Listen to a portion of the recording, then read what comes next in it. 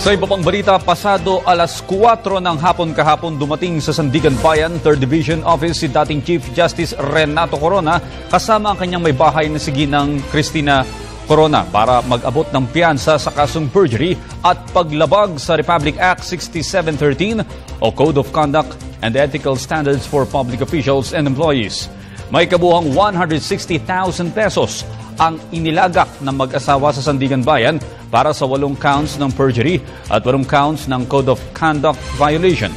Dumaan din ang mag-asawang Corona sa tanggapan ni Presiding Justice Amparo Cabutahe Tang para sa required appearance. Matatandaang si dating Chief Justice Renato Corona ay hinatulan ng Senado sa Articles of Impeachment at sinabing ill-gotten wealth ang mga mahigit na 130 million pesos na mga asset nito dahil sa bigo nilang naipaliwanag kung saan nanggaling